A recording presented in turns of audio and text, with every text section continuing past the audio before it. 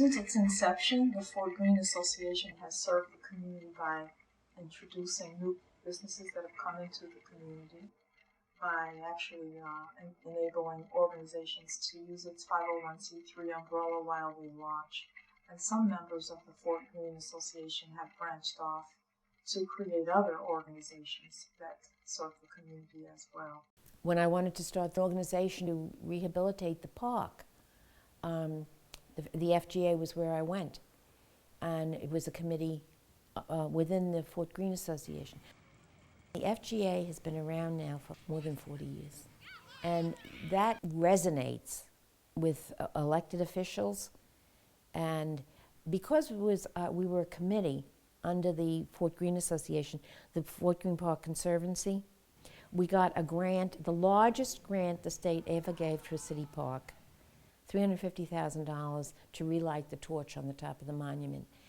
And that was because one of the things was they wanted a long-standing organization. If we had started the Fort Greene Park Conservancy and we were just the Fort Greene Park Conservancy, we were not part of that long-standing group, we would not have gotten that grant from the State Assembly.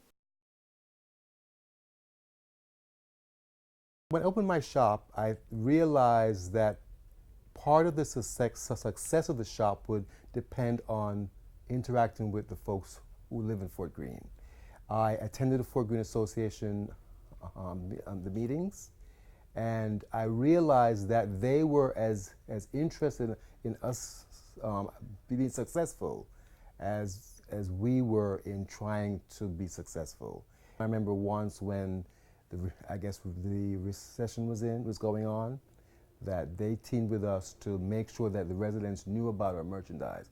So we met at a church location and we presented our wares, and the Fort Greene Association, orchestrated that so that we could meet the neighbors and they would know what we sell. So the Fort Greene Association has always been really supportive of the merchants and their success.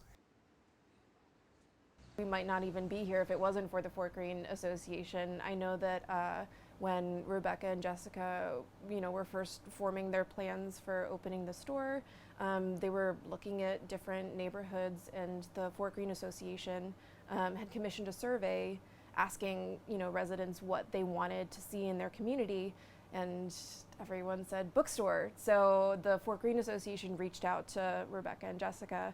So it's really because of the Fort Greene Association, to a large degree, that the store is here in Fort Greene. And I think also the Fort Greene Association was just incredibly supportive before the bookstore was open in helping them, make connections with the community. I think the Fort Greene Association just played a big part in really helping the bookstore to find this community and to be a part of it in a really big way. I feel Fort Greene Association is a valuable asset to the community.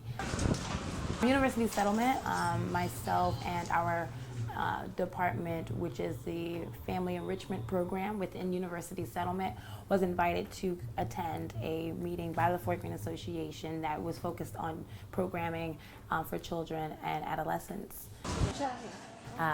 Me being able to present at that, meeting really did open my mind and my horizon to so many other available developers and programs and opportunities to reconnect or connect families that I deal with directly to the things that are out there.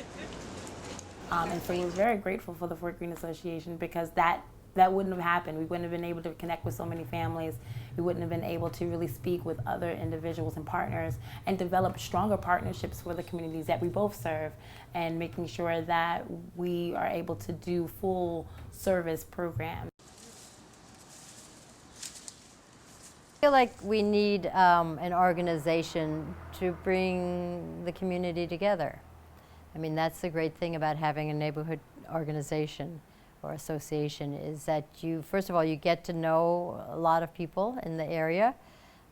It's hard to meet people often who live your neighbors or the person on the next street, and it's a way to bring our concerns in. And just having this association is a way for people to communicate with one another. I mean, I don't know what the problems are on the next block because I have no way of being in touch with those people. You know, we need to hear from one another and to help our neighbors out if there's an issue. And for new people, it's a way for them to come in and get involved in the area and to learn from the older residents, the longer term residents, to learn about the history of the area and how we got to where we are, and hopefully how we can maintain some quality, some good quality of life in this new era.